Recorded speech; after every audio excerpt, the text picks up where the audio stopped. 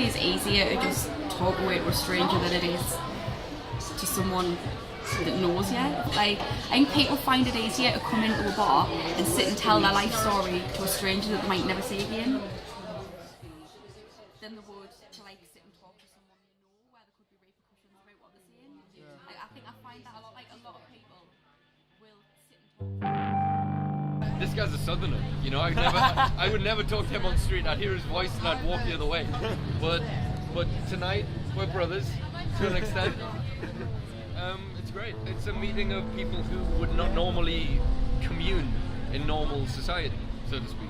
I appreciate the nightlife up north a lot more than I do back home. People are a lot more honest. Up north it's a lot more upbeat, everyone has a conversation regardless of age, gender, like no matter who you are, like everyone just has a crack on and everyone just tries to have a good night. I'll be honest with you, I've not seen any racism. I've not seen any homophobia. Occasionally, yes, people go to the bar and get a bit heated and have a bit of an argument. That's between themselves. It does not need to try and desperately follow Newcastle. We are a complete and utter different city, and we can do this. We have the skilled people. We have got people who love the city, who will love to love the city, and enjoy being in the city.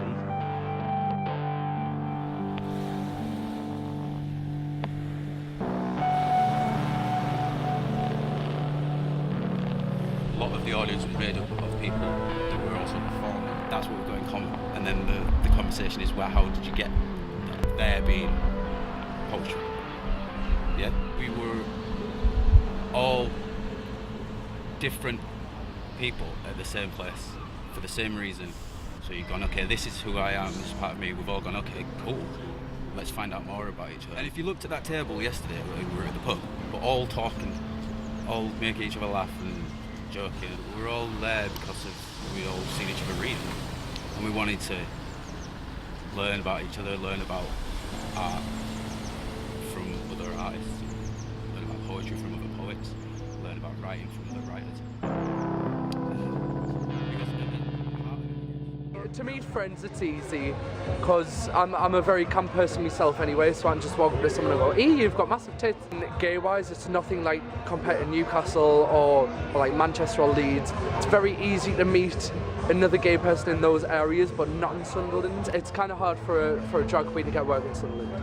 Not that many people appreciate like the lasses with really short dresses on, coming out, like rocking out a passion with the fucking heels in the hand at like 4 o'clock in the morning, but I really enjoy it. I love it, mate. It's nothing like Newcastle gay scene. I'm interested in how the environment that humans evolved in, how that shapes our behaviours today. Going out on a night, you know, kind of nightlife, having a drink, I think a lot of the focus is there on attracting a mate.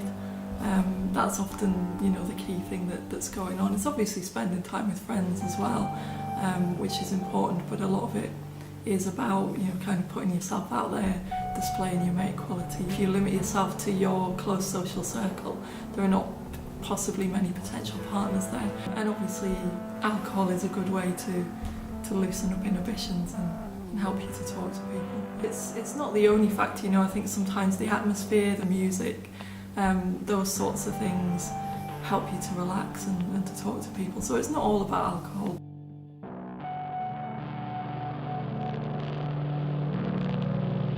I think a lot of it's down to alcohol, because the more you drink, the less you care about who you're talking to and what you're saying. But I think a lot of it as well, it's like, I think it might be the atmosphere. Like, if everyone's drinking and everyone's having a good time and there's a good atmosphere, like, you'd be more willing to sit down and talk to someone, to like sit and talk to someone you know where there could be repercussions about what they're saying. Like, I think I find that a lot. Like, a lot of people will sit and talk to us about stuff when their friends are like at the loo or something, and then as soon as their friends come back, they're like, shut up. The interactions that you have with people when you work in a bar are quite genuine, and I feel like if you meet someone when you're working in a bar, that is, even though they've had a drink, that is them. I'm like an underpaid counsellor working in a bar. I've had one person sit at the bar, whip their phone out and just start showing us photos of their dogs and their kids. Yeah. I had one woman in once, and her and her husband had had a fight, and she was sat drinking, telling us all about that. And like you meet some characters working in a bar. There was one girl came in, and I was just talking to her, and I'm the president of the pole dancing society at uni, and we got on talking about that, and she was like, "Oh, I've always wanted to try it," and it turned out she was a student at the university. So she added us on Facebook, and she joined the society, and now we're really good friends. When you meet someone when you're sober, you're a bit like standoffish and shy, and it takes you a couple of months to like show your personality. Whereas if I've met them in the bar, they've been there. Like if you lose your friends in a club, go out to the smoking area, you can have a new best friend within 10 minutes. Like if people see you by yourself, they're like, "Oh, come here, like I'll give you a fag, I'll buy you a drink." And anyone will sit and talk to anyone. And I really enjoy someone's like that.